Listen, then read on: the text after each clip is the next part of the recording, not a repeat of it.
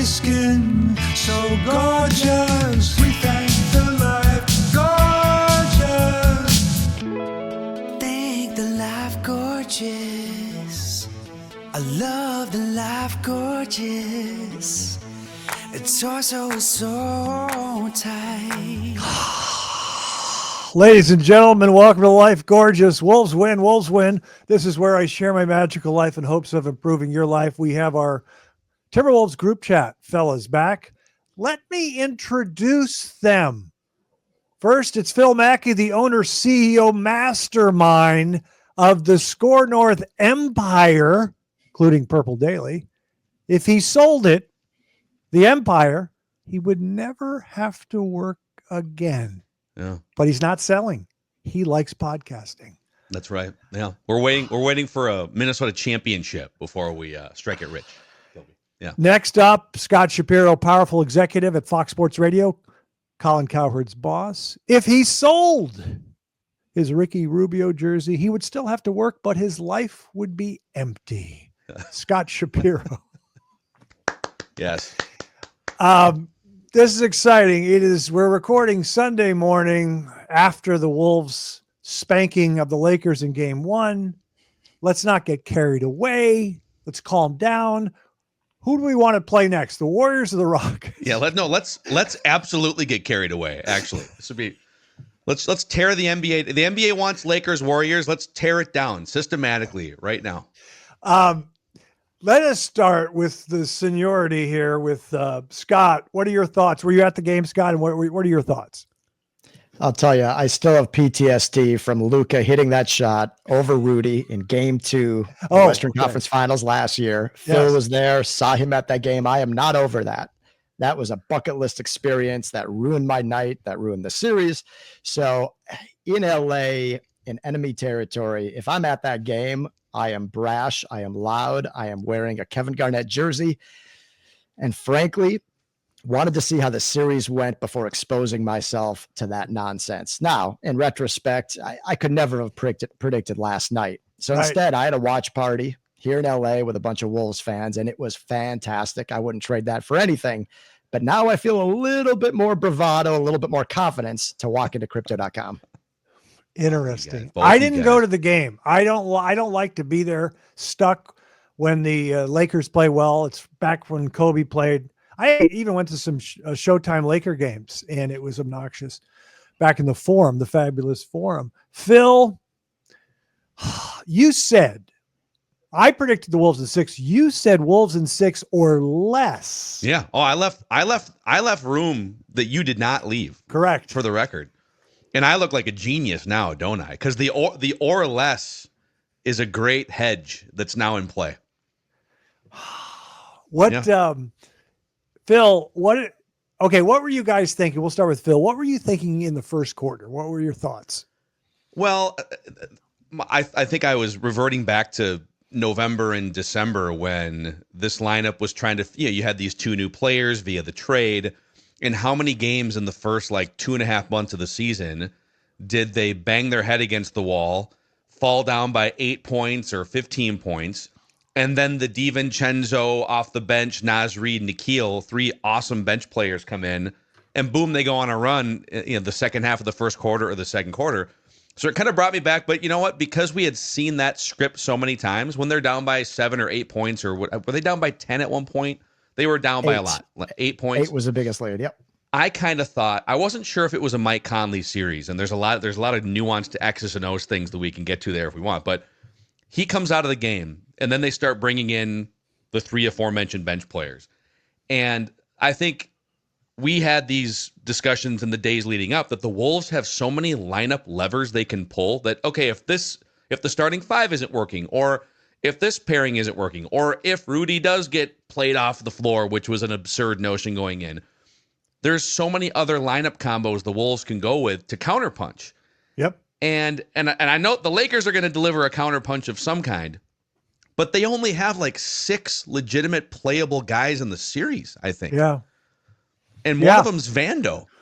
So, yeah, I think they're going to play him more, by the way. But he only played 14 minutes. It's like people said before the series, oh, Julius Randle, it's up to him. No, because if he doesn't play well, there's a guy named Naz Reid.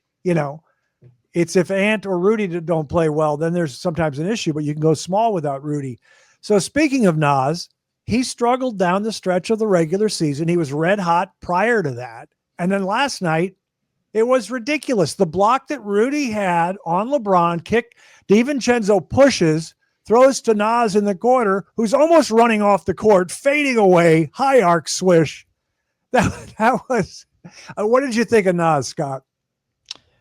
Truly remarkable. And I'll tell you, to answer your previous question, after the first quarter, I was relieved to only be down 7. Yeah. I thought it was an atrocious first quarter.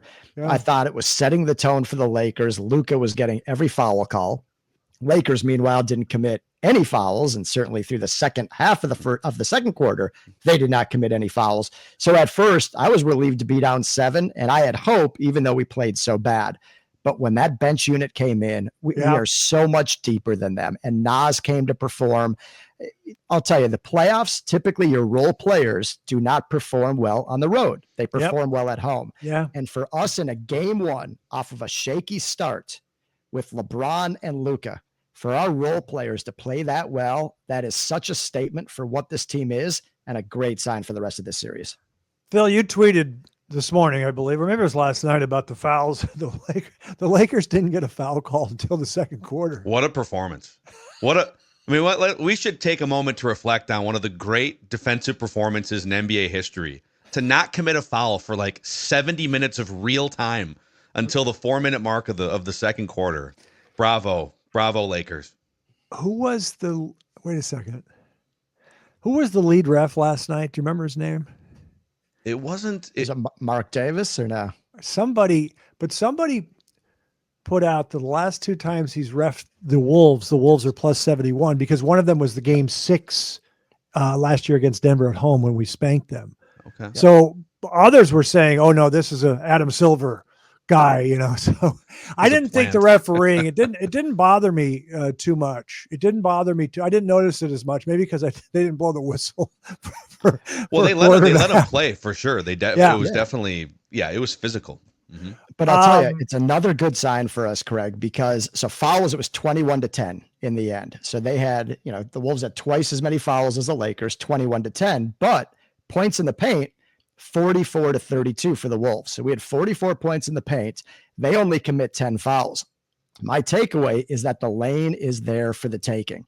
So the Lakers do not provide resistance. So we had a free lane to get to the hoop, and they weren't fouling. So I think that gives us hope that they're either not going to be there to block us, and that's why there weren't that many fouls, because they don't have the troops to battle us. So if we take it to the hole, we should have our way throughout the series. Yeah, and my thing was quietly, before the series, I thought that we're a better team. I don't think the Lakers are a complete team. They obviously, after the Luka trade, wanted to trade for a big man. And Luka was like, you got to get me these guys I can lob it to. And now now it reinforces, oh my God, we are a better team. And I think I should calm down a little bit, because they do shoot well. They didn't last night, but in the season, they have a higher field goal percentage than we do. And Reeves and Luka are, they're better shooters, might not make a difference. But where are you guys at right now? We'll start with Phil as far as getting overconfident. Well, I'll go back to the Luka trade. So my confidence in this series is based on 3 months of watching the Wolves from the trade deadline around the first week in February, and then watching the Lakers. When that trade was made by the Lakers, it was universally viewed as an excellent long-term trade. That they have a 40-year-old aging superstar that might still play for a few years, but that they once again the Lakers found their next 10-year guy. But that because of the trade, the roster is kind of incomplete. They don't have a ton of depth. As you guys said, they don't have a ton of size. So they're going to be competitive, but the Mavericks, if they stay healthy, might actually be better this year going into the playoffs than they lose Kyrie. So what happened from 3 months ago, where the Lakers were an incomplete team after the trade, without much size, without much depth, And the Wolves have been one of the hottest teams in the league since that same stretch. The Wolves have like the third best net rating in the NBA since the second week in January. That's a huge sample size. Now, I've heard that many times. Is it Oklahoma City and Boston or Cleveland, or who's one? Oklahoma City, Boston, Wolves. Okay. And then Cleveland, Clippers 5, Okay. Lakers like maybe 10th on that list.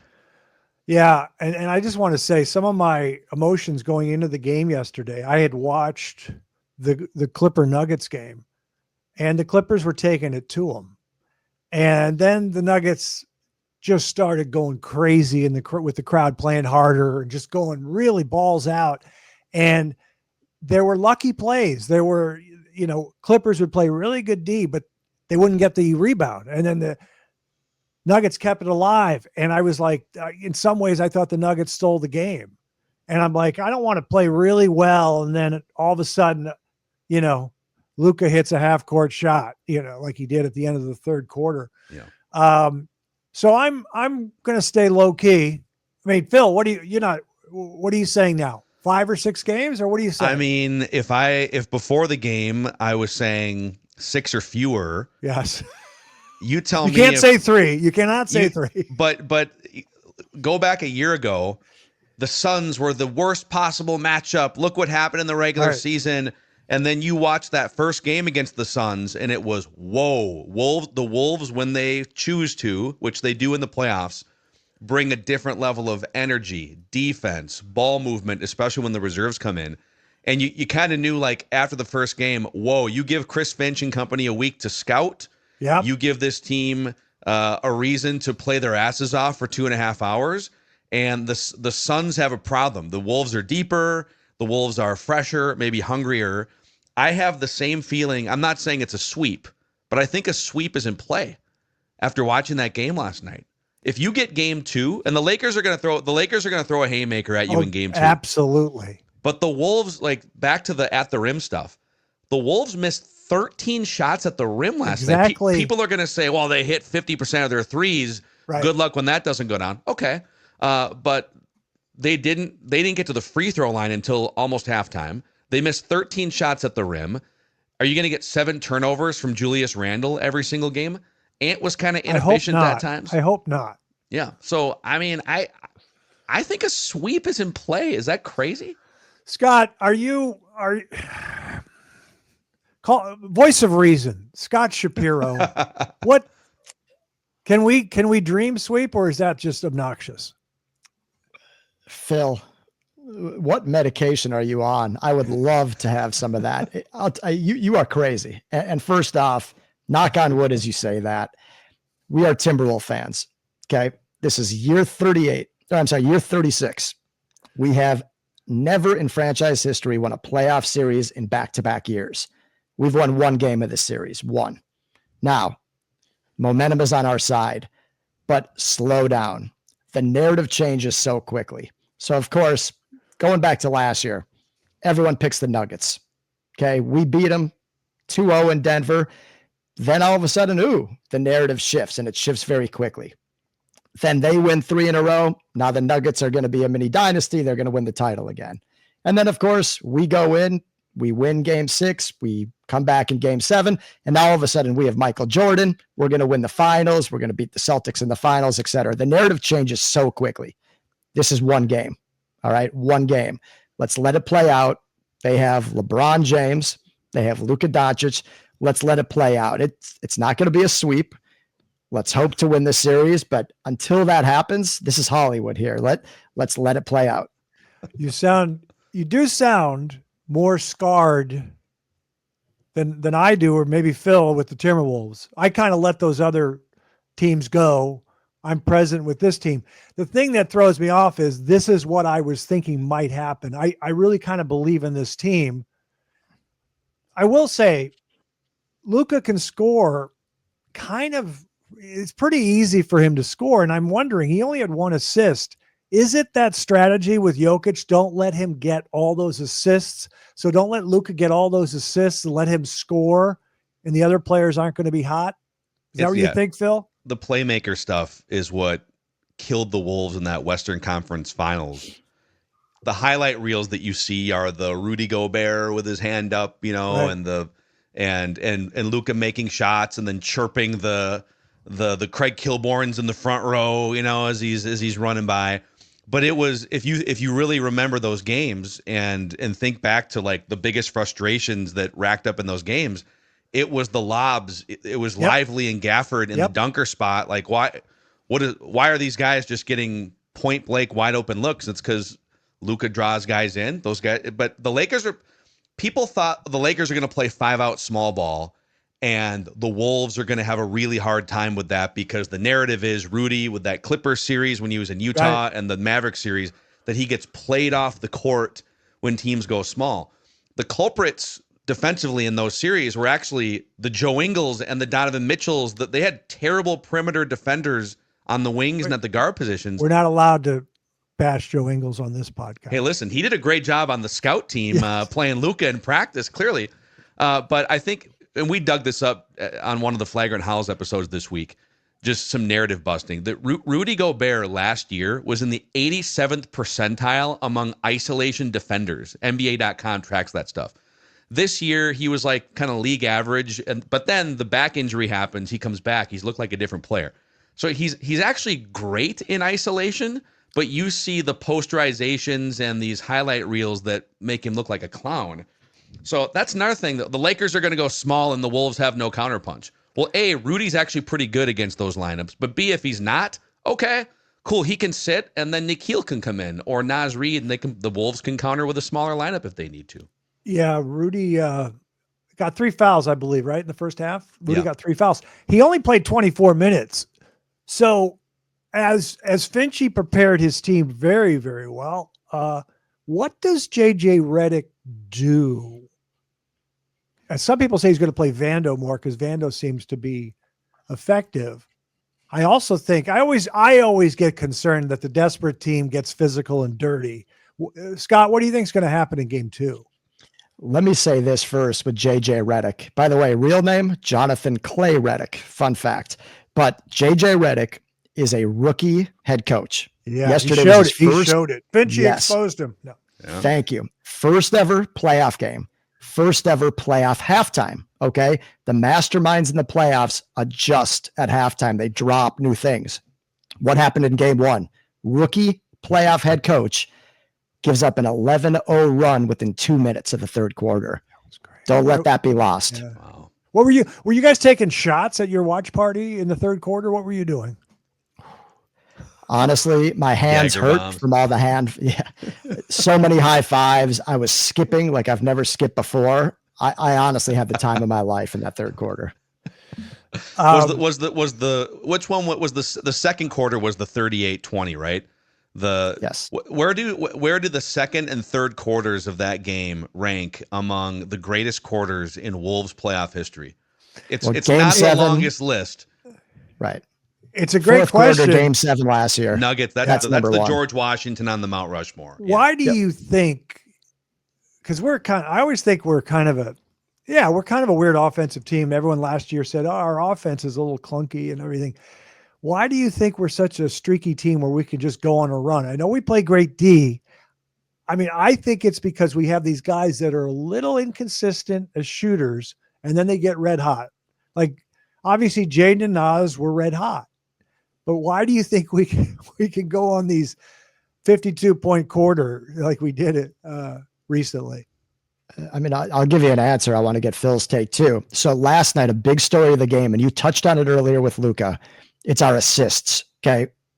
29-15 in assists last night to our advantage. We had their defense on skates, but because we have so many weapons, because we're so versatile, we're very difficult to defend. And if we're given space and our shooters get hot, no matter who we're playing, we can be lights out. But because they're sharing the ball, unlike clutch time, and that's still what needs to be told throughout this series. In clutch time, do we revert to hero ball or can we pull it out in the clutch? Thankfully, last night we didn't have to see it, but we are so versatile. We have so many weapons. Good luck trying to defend us.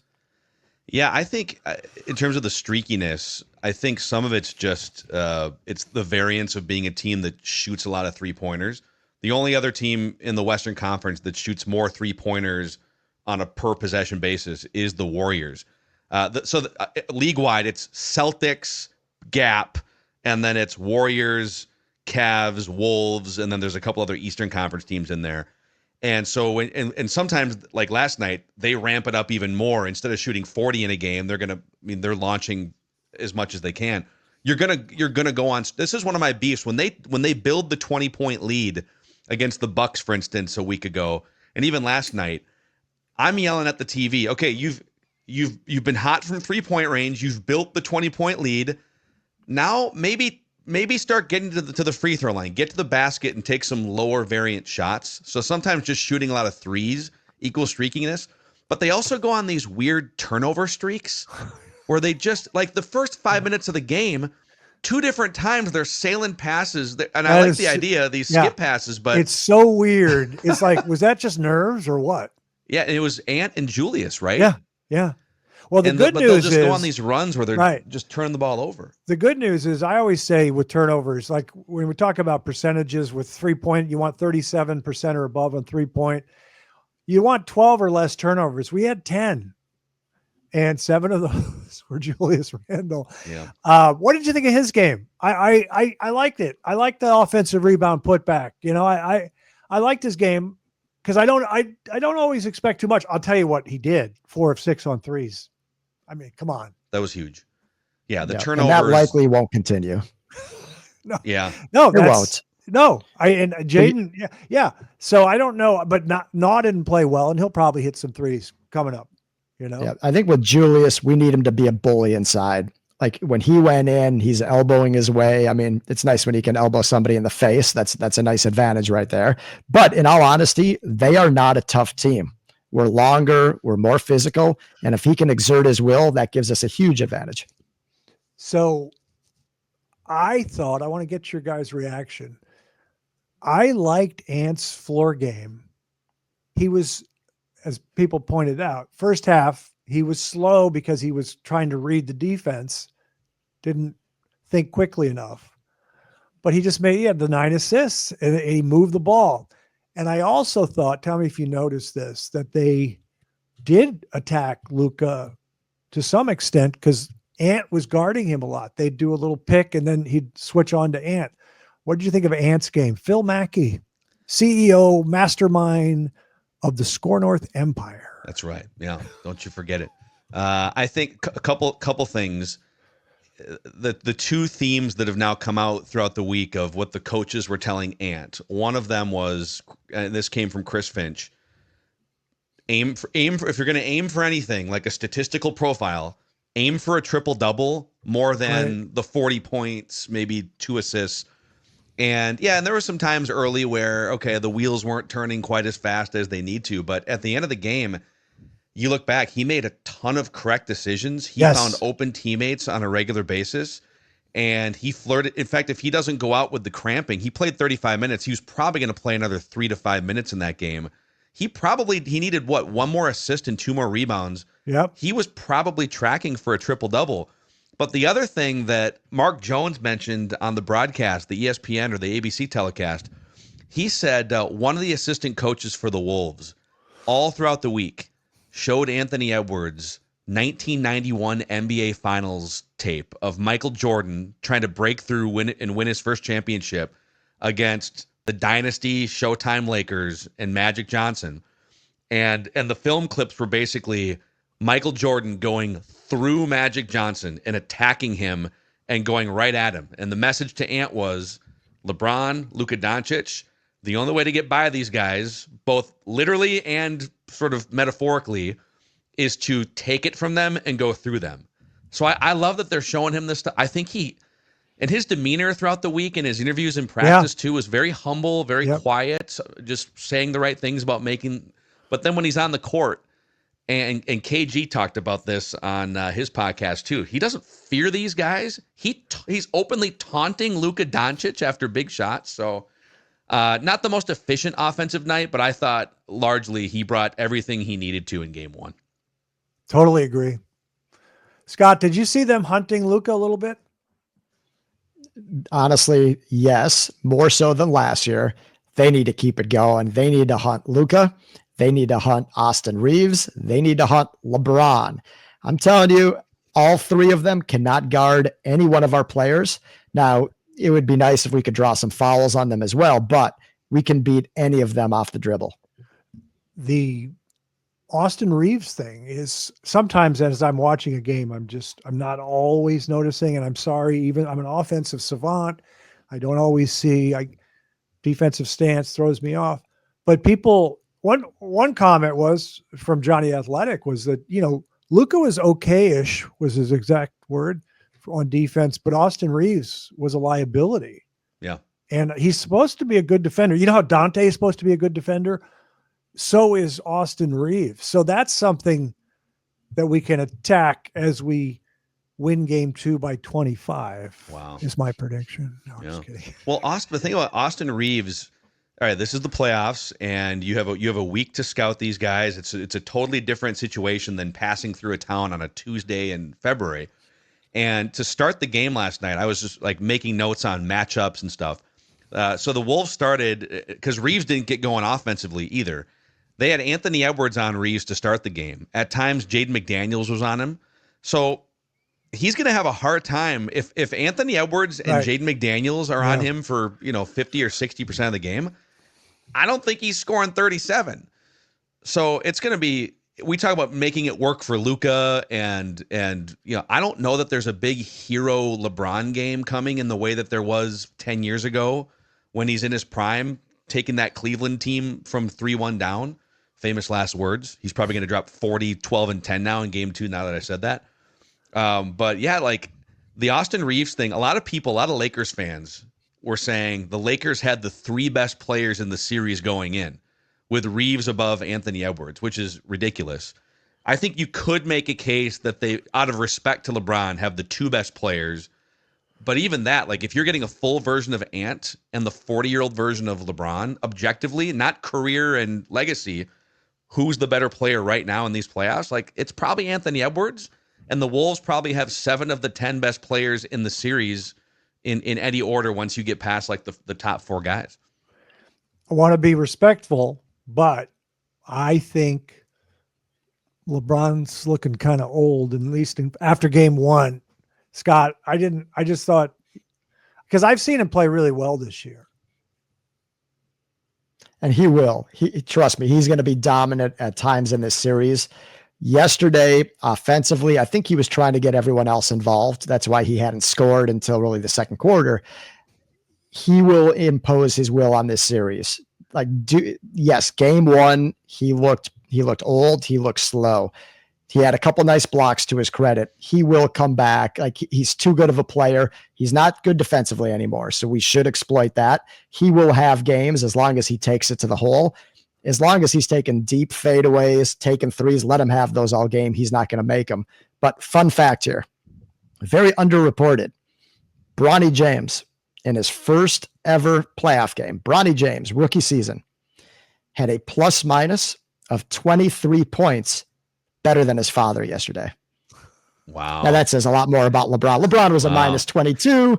Bronny was a plus 1 in some very efficient garbage time, but LeBron a minus 22. Pretty fun to watch. Will JJ Redick pull the Bronny lever out of desperation at some point? Down 2-0, coming back to Minnesota. Scott, did you make a prediction on this series prior to game 1? I'll be honest. You guys both picked the Wolves. I'm too skewered as a fan. I've been to too much therapy as a Minnesota sports fan. I did not have a good feeling about it. I really didn't, because we were playing Luka, we were playing LeBron, and I did feel that we would be, to a degree, playing the refs. And I say that jokingly. Clearly, it's in the NBA's best interest to have the Lakers advance. There is no question about it. It's not a joke. It's true. Sure. I mean, we saw it play out early yesterday. Yeah. I did not have a good feeling, but again, knowing what Luka is capable of and what we saw him do to us last year, that's what scared me. But to both of your credits, and Flagrant Howells last night said this very clearly, this is a very different Laker team than that Mav team from last year. Like, we can exploit this team in ways we could not exploit the Mavericks last year. What is your prediction then? Did you think the Wolves would lose in 6 or 7 or what? Yes. Okay. 6 games. I thought it would be Lakers in 6. And listen, again, I'm trying not to get too excited now, because we've seen so many times where a team in game one, home or road, they have a dominant first game and they lose the series. I mean, we just saw, the Suns were leading the Bucks 2-0 in the NBA Finals. The series was over, according to everybody. Bucks won 4 in a row. So you never know. So I don't want us to get ahead of ourselves, but if last night plays out the way the rest of the series does, we are looking wonderful. Yeah, I mean, I didn't want, I said it, I didn't want them to play the Lakers. That was the last team I wanted them to play. And then once it was official, I exhaled and said, wait a second. I just think we're better because I think they're flawed. So I don't think Houston Rockets are necessarily flawed, although they don't shoot that well, but they're so aggressive, good athletes. I always fear the Warriors because of Steph, and now they have Jimmy, and Draymond will foul the crap out of people. So I mean, again, maybe I'm overreacting, but I think the Lakers are a flawed team. Like Phil said, they don't have a complete team. They wanted more big men. So it was a huge exhale. I had trouble sleeping and falling asleep. When I saw Kyle Teige on Flagrant Howls, I'm staying up for a few more hours. Then I rewatched this whole second half over coffee this morning. It's called Living. And LeBron gets to tell the commissioner, I want 2 days off between each game. Fine. We'll take it. Give it to Finchie. He'll take it. Phil, are we going to sweep or not? Wow. I'm just kidding. I think it's a yes. I think it's a yes. I know Scott, it makes Scott nervous when I talk like this, but it's not coming from a homer place. It's coming from, like if I were to have told you before the series, which we did, by the way, I think I gave you this when you joined Flagrant Howls to preview a few days ago. You gave us Kilby. all the stats where the Wolves are better, right? Yeah. And that's the thing. Like the national commentary on this game has been, and I get that if you're commenting on 30 teams, you're not going to be as ingrained in like this 2.5 month stretch that Jaden McDaniels had as one of the best scorers on the team, right? But just 30,000 feet since the Luka trade in February.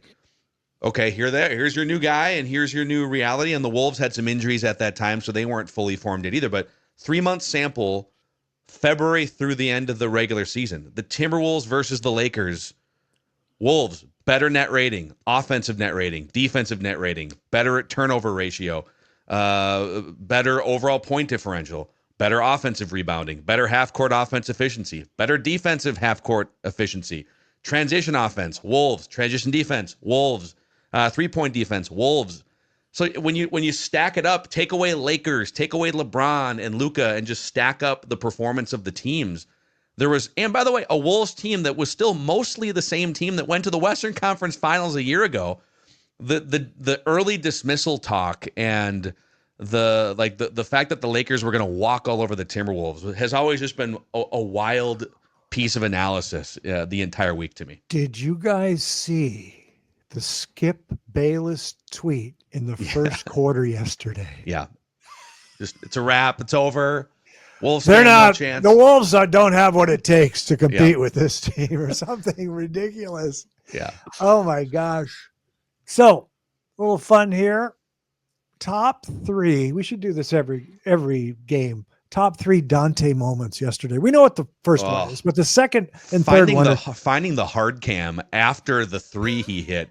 Literally looking right into the camera, doing his little ice in the veins thing. It was Stephen A. Smith at halftime. I missed that in New York. That's what he said. Yeah. What are your top 3 Dantes? Because there are 2 plays after the 3-pointer, which I think is one. He did a couple plays that I really liked. Do you guys remember any? Scott? I'll tell you, my top 3 were the camera. The way he looked into that camera, and it was just the perfect pose. He made the perfect shot. But I'll tell you, to have him off the bench, and we knew it when that trade went down. There's so many differing opinions on the Cat trade, but that's what allowed Connolly to pull this trade off, to the inclusion of Dante. They held out. The second Dante was thrown in there, we made that trade. And it gives our bench, there isn't a better bench in the NBA, no matter who we match up against. And I know the numbers may not bear it out through the full regular season because we had guys hurt, the bench started, etc. But when you're able to bring those 3 guys off the bench, and then you have Jalen Clark sitting there as well to be a pest at some point, and that will be valuable. We're a great team. So to me, Dante, it was just his confidence. he had so much experience last year in the playoffs for the Knicks, and we're seeing the benefits of that right now. Yeah, his the way, you know how the Wolves bench and the team gets excited with an ant dunk, the way Dante just moves on the floor, like when he makes his three, it's obviously dramatic, but he makes these passes and he moves and keeps running. He kicks it out and keeps running and moving, and he fires up the team. So he did one in the second quarter where he got the ball on the right, open for three, ball faked, and then went in for a layup. Planted his feet, 2-foot stop, jump, laid it in. Second half, third quarter, I believe it was third quarter, it might have been fourth. Throws top of the key to Nas, makes a back cut. Nas makes a nice pass, layup Dante. There's something about the way he moves that brings positive energy to the Timberwolves. Yeah, all three of those guys, it's been this way pretty much all season, where if Jaden and Rudy and you got your little limited offensive starting lineup out there, and sometimes the ball gets sticky, or Ant doesn't really trust some of his starting teammates, and so he dribbles the ball too long. And then the minute that those other three guys come in, it's just a ball movement clinic, and the pace goes. I'll say I think at least a couple of my favorite Dante moments from last night were just key rebounds too. He's a good rebounder for a guard. Okay, how many rebounds did he have? He had 5. 5, right? He had the same as Julius Randle. He had 5 rebounds and he had 4 assists, 9 points. And it felt like all 5 of those rebounds were the Lakers are on a 10-0 run, or it's a 13-point game and they're trying to make it 11, and boom, he comes in with a possession-ending rebound, and okay, everyone take a deep breath, go back down and kill 24 seconds, maybe get a bucket. Yeah. And I'll tell you, the benefit of our depth, Dante played 25 minutes last night. So he's able to be that active and always be moving and making those hard passes. He's fresh, 25 minutes. For the Knicks last year in the playoffs, they were obviously severely banged up, but he's playing 40 plus. Yeah. So when you're able to bring in a weapon like that for 25 minutes, he can be the full Dante the entire time he's in there. And by the way, Conley, 22 minutes. So I know a lot of people are hung up on, Conley's starting. Dante, 25 minutes, Conley, 22. We're putting the right players out there when we need them. Mike Conley, 2 of 3 on 3-pointers. I love when he hits threes. Did you notice Finchie's strategy at the beginning of the game with Conley? So really? Who's he going to guard? Everyone it's funny because the Lakers, like, they're kind of small, but they're also not at the same time, because like Reeves is the shortest guy on the court with that starting lineup at 6'5", and then you got like Jackson Hayes for 3 minutes and he gets out. But yeah, they put him in the corner on Rui Hachimura just to see what would happen, I guess. And what I loved about it is it kind of baited the Lakers into saying, all right, let's go to Rui Hachimura. Let's attack Mike Conley. And if you're the Wolves, if the Lakers game plan for the first 5 minutes of the game is Rui Hachimura is and it's not Luka or LeBron, right? I think that's a win. And then to start the second half, I don't know what the Lakers were expecting, but Finch switched it up and put Conley on Reeves to start the second half. So just kind of bobbing and weaving and trying to hide Mike Conley until Jackson Hayes comes off the court, and now somebody else comes in that's a little bit closer to Mike's height. Let's say for game 2, let's just pretend that Jaden McDaniels and Nas do not completely shoot the lights out. Let's just pretend for a second. What are you thinking? Who's going to have a game? Who's going to be our lead? Who are going to be our top 2 leading scorers in game 2? The top 2, it'll be Ant and it'll be Julius. I believe so. I think our second best player, so to speak, at least on offense, I think he'll come through. But the thing is, if you take those 2 performances away, then it's a close game. Okay, it's not a blowout in our favor, then it's a close game. It will all come down to how we play in the clutch. And that's the thing. We may be the better team. We may be up 1-0, but in clutch time, I'd have to give the advantage right now to the Lakers. Yeah. You guys ever watch a game and say, gosh, I wish we'd build our 27-point lead in the fourth quarter with 5 minutes left? Yeah. I don't know. The PTSD that exists. They're up by 27. It gets down to 17, and all of us felt like they were going to lose the game in that moment, or at least it was going to be Lakers ball with 30 seconds to go. The Jaden McDaniels, I know people are going to look at that and say, oh man, that's another fluke. There's no way. Jaden McDaniels has given the Wolves some of the best, most efficient offensive games of the season. If you go through and look at the 11 for 13, he's not going to go 11 for 13 every game, but he's a really highly efficient offensive player. And as he said at the podium after the game last night, once Jackson Hayes comes off the court, he goes, I'm pretty much the tallest guy out there, or at least I'm taller than all their guys. I love that. And you could see the light bulb go on for him during the game. And it's nice when he knocks down the corner threes, and he does have to deliver on some of those, but get to the mid-range, get to those little floaters and the little turnaround. I could see him averaging 18-plus points in this series. Yeah, I love that he said that he's self-aware. I guess I'm the tallest guy on the court right now. Go get it. But what surprises me about him his entire career is the 10-footers he pulls up and he soft touch. Because you'd penetrate and pull up. Sometimes you're going to use the board. He just swishes them in. I don't know how he does it. I'll take it. He's diet Kawhi Leonard, man. He's diet Kawhi Leonard. Little mid-range game, kind of a quiet, lockdown, defensive wing guy. Diet Kawhi Leonard. Friends, I have a beautiful backyard with a patio, and now that springtime is here, it's time for young Kilby to bring out the Omaha steaks and start grilling.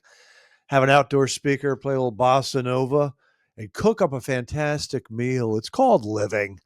From handcrafted steaks to spring grilling favorites, Omaha Steaks delivers the world's best steak experience. Enjoy USDA certified tender steaks, juicy burgers, and so much more. And now during their spring savings event, you can get 50% off site-wide at omahasteaks.com. Plus, our listeners get an extra $30 off with promo code GORGEOUS at checkout. When my buddies come over and they ask, what you cooking? I proudly say Omaha Steaks, and they are understandably impressed. Omaha Steaks are simply more tender and more flavorful than any other steaks out there. I grill filet mignon and with the proper charring on the outside and oh so juicy in the middle. Hey, did you know Omaha Steaks has more than just steaks, chicken breasts? They even have ham.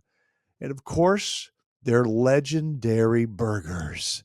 5 generations of uncompromising quality backed by an unconditional 100% money-back guarantee. Omaha Steaks has been America's original butcher since 1917, a family-owned company with over 100 years of expertise in the meat industry. They also carry mouth-watering burgers, chicken, pork, seafood, dessert, and easy-to-prepare comfort food. Bring home the world's best steak experience with Omaha Steaks. Visit omahasteaks.com for 50% off site-wide during their spring savings event. And for an extra $30 off, use promo code GORGEOUS at checkout. That's 50% off at omahasteaks.com and an extra $30 off with promo code GORGEOUS at checkout. See site for details. Ladies and gentlemen, we're going to wrap it up because we have so many other games coming up, including the finals with the Wolves. Gotta pace ourselves here. That's too But much. I did do a little prep for you guys, a fun game, Life Gorgeous Quiz, simple questions, profound insights.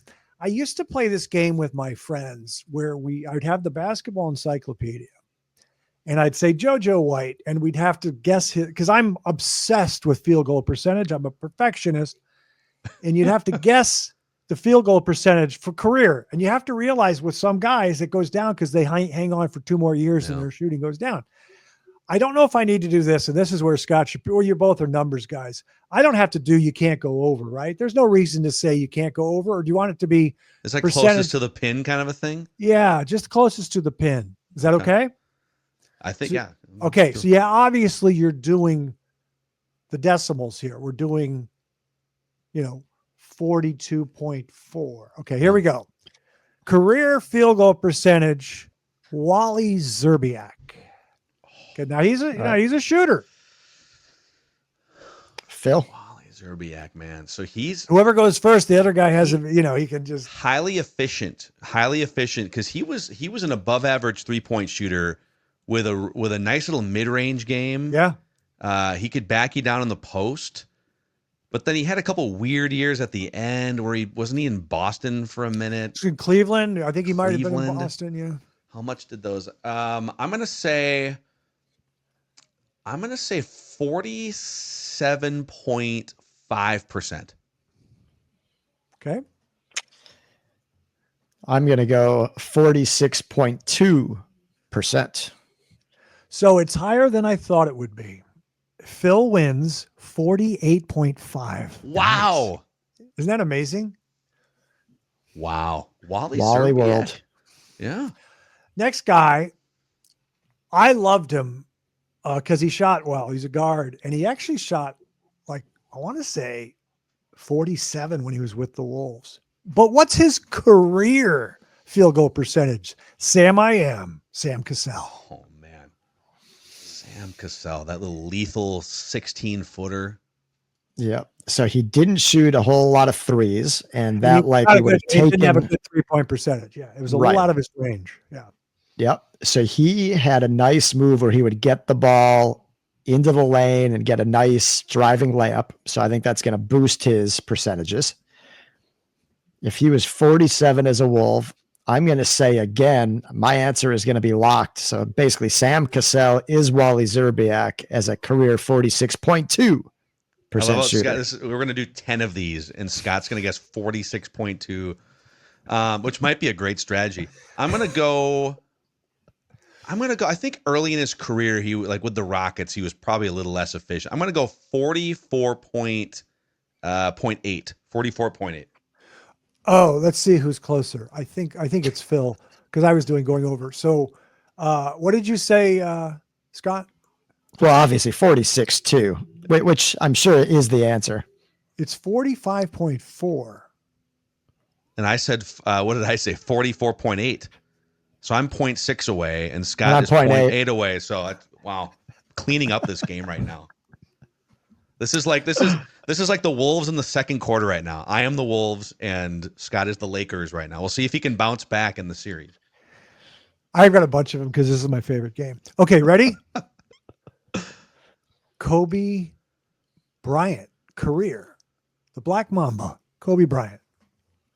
And just to let people know, I am not the biggest Kobe fan because of his shot selection, and this is what I point to because his field goal percentage compared to LeBron and D Wade's is not that good. He was a higher volume, mediocre 3-point shooter than was probably necessary. A lot of heat check threes. Was never a great 3-point shooter.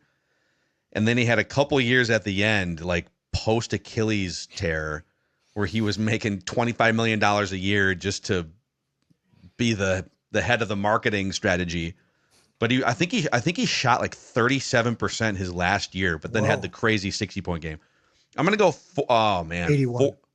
No, it was 60 point. Oh, at the end, right? Yeah, right. yeah. Sorry. I'm gonna go 40. LeBron's like a 50% guy. I'm gonna go 44.6. Okay. I'll be honest, I'm not changing my number based on Phil's guess. I think that's I'm what I not guessed the last one too. Well, I'm not boxing Phil in. I'm going 44.9, and that's what I thought right out of the jump. Phil, what did you say? 44.6? 44.6. Have you ever looked it up before, Phil? Or not? Probably at some point in my life, Okay. but I'm not staring at it right now. 44.7. Oh, let's go. Wow. So I was 0.2 off. He was 0.1 off. Wow, this is like Phil Mickelson and Tiger Woods in the early 2000s right here. Just Allen Iverson, volume shooter. Not a fan. Field goal percentage for his career. This is Scott's turn to go first here. Scott, you're on the board. I am going to go.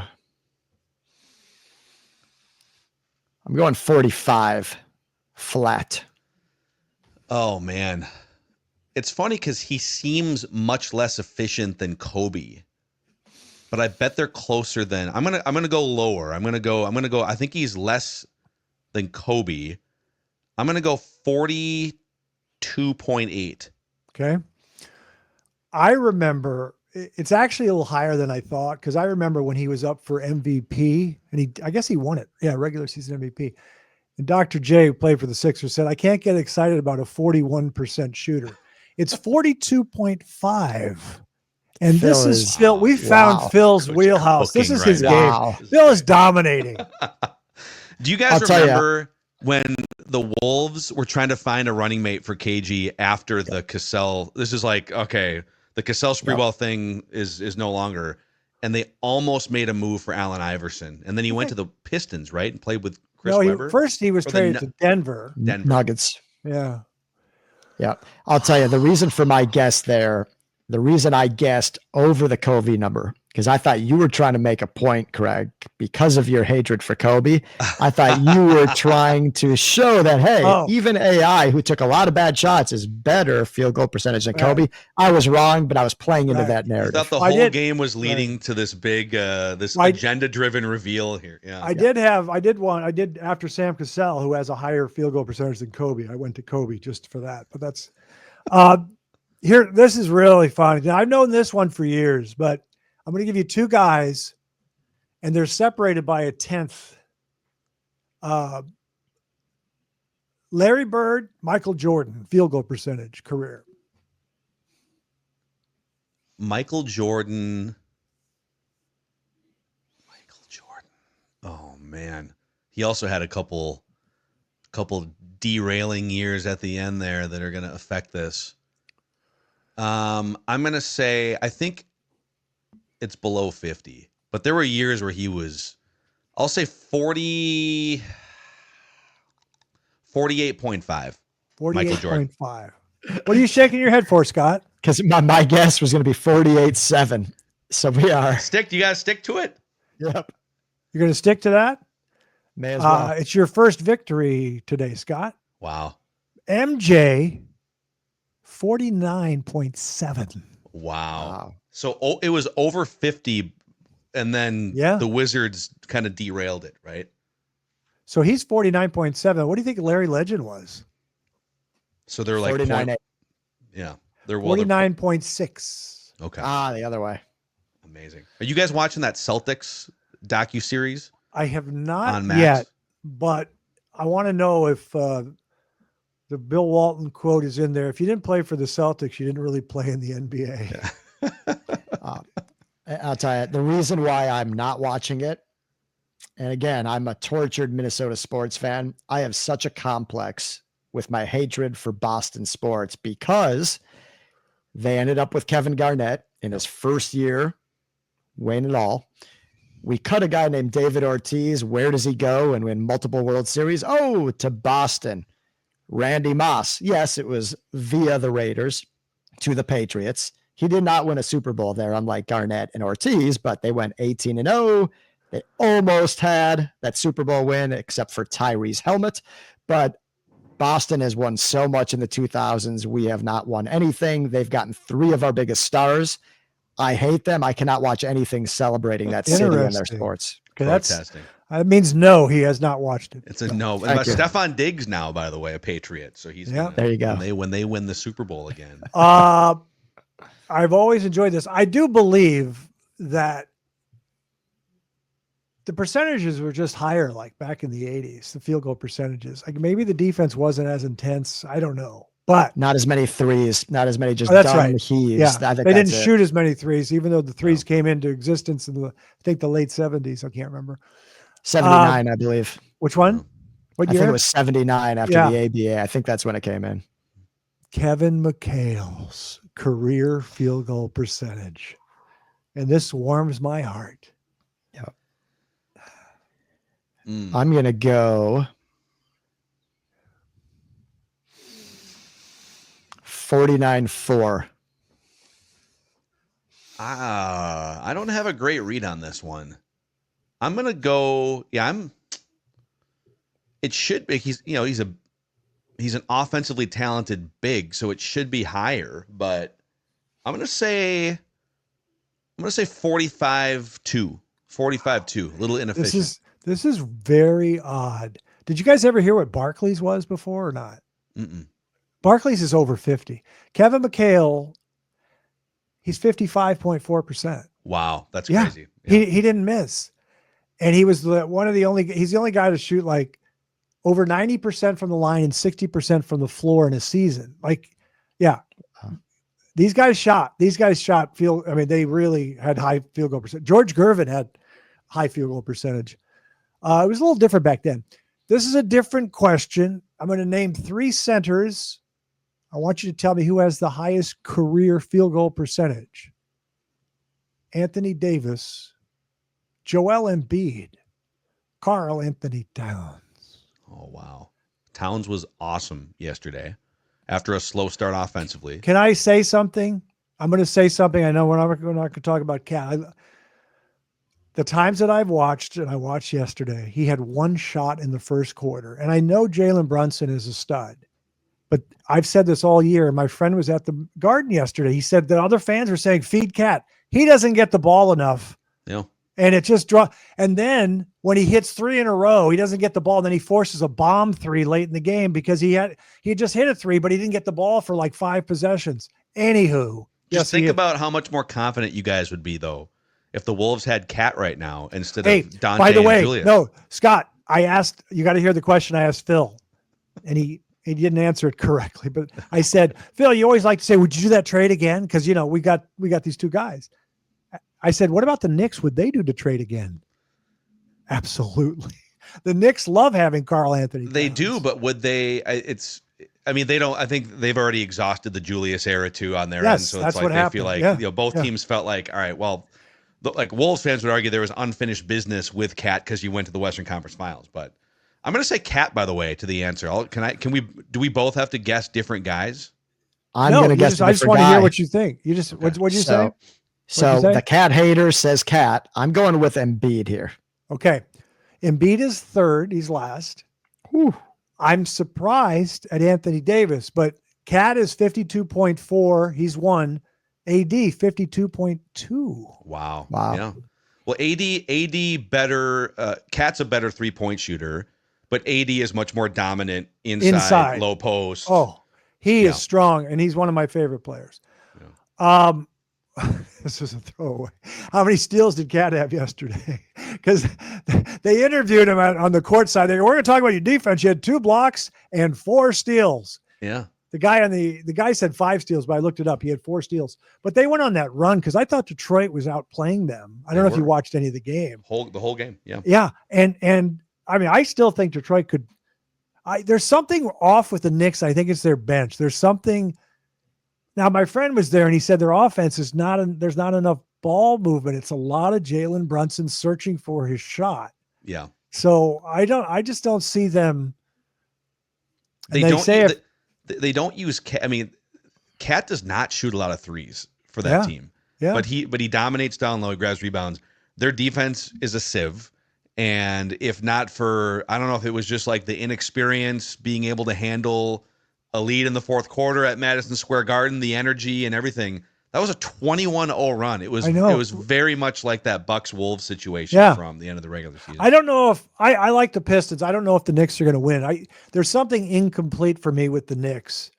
And anyway, final question, not sports. I think I said this on Flagrant Howls the other day, but of the 3 of us who grew up in Minnesota, who experienced White Castle at the youngest age? And I'm going to guess Phil. I know what I did, but I'm going to guess Phil. Scott, Phil, what do you think? I want to hear Scott's White Castle takes here. I have a very distinct first White Castle. So do I. Yeah. I'll tell you, I had it a lot, but mainly when I could drive. So it wasn't from a young age. It was after going out to the bars. There was one not far from my house off of Highway 7. And there was nothing better after a night out than going through that drive-through and getting a sack. I'm telling you, it is so delicious.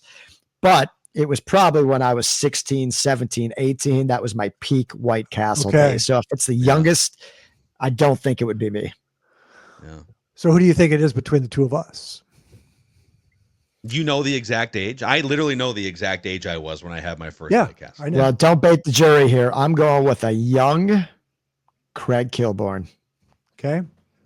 By the way, for the people who don't know White Castle, it's all organic. No, I'm kidding. It is. I love saying. And if it's I love not, saying that about food, like we're eating food at some point. Hey, it's all organic, guys. Is that grass fed that we're consuming? So I think I said this on Flagrant House. No, how old are you when you're in 8th grade? Does anyone know? Yeah, you are. Let's 14. see here. 14. Yeah. So Dad took me to St. Paul Civic Center for the boys' high school basketball tournament. Looked at me in the car before we got there and said, "Hey, son, you ever had a White Castle?" So I was in 8th grade. 8th grade. Yeah. I'm saying Phil had it much earlier. That's my guess. It was me, and so it starts off the story very sadly because my parents divorced when I was 7 years old. Oh, And they sat me down and it was never they never showed it to me, that they had turmoil between them. So I appreciate that. But one of the best parts of having divorced parents is Dad can't cook. It's double the presents. Dad can't cook, so we get to go to fun restaurants. And so he moved into an apartment when I was 7 years old in Brooklyn Park, Minnesota. Right across the street from that apartment was a White Castle. Oh, And it was one of the first meals we had with my divorced dad at his new apartment in Brooklyn Park, Minnesota, off Brooklyn Boulevard. So you're 7 years old? 7 years old. Wow. Yeah. Phenomenal. That's great. Mm-hmm. Did you guys ever have an A&W root beer stand near your house or not? Oh, yeah. Yeah. Yes. Root beer float. So good. A little chili Tremendous. I have a joke I want to ask Phil. This is for his cat. I don't use the word hatred. My parents said don't use the word hate or shut up. So your hat, Venom, when you were in 3rd grade, did a tall, gangly, talented classmate poop in your Hulk Hogan lunchbox? Yeah. It was an Ultimate Warrior lunchbox. I just want you guys to know. I was going to say Vern Gagne, but you guys aren't that old. But anyway, I love saying Vern Gagne. His son, Greg Gagne, too, by the way, yes. AWA legend, had a chance to interview him one time at the Minnesota State Fair, telling Ric Flair stories. Legendary AWA days. I think it's so funny that AWA, pro wrestling, was so big in Minnesota. It made me proud, By the way, Naz Reid, because it is WrestleMania weekend here, and Naz Reid not only dominating game 1 of the NBA playoffs, but some Wolves fans had the Naz Reid towel Saw that right behind the 3rd row at WrestleMania last night. So Naz Reid everywhere. I was only going to go 30 with you guys, but then I didn't know how long the trivia would take. Can we do love the 30 field goal. more minutes of just guessing field goal percentages? By the way, do you like the field goal percentage thing? Because I've been doing it for years, but I haven't done it in a while. But is it fun or not? I think, you should move into some other stats too. I think scoring average, three-point percentage could be a fun scoring average is actually really fun. You're like Mark Aguirre, 18.5. Because I loved Mark Aguirre. How about turnovers per game? Can we do that one? Well, the Magic Man had a lot because he held, he had the ball a lot. But anyways, all right, gentlemen, Wolves Pride. Well, thanks for joining me. And thanks to the young people. Remember, I'm proud of you. We'll see you next time. Wolves win. Wolves win. Wolves win. Wolves win.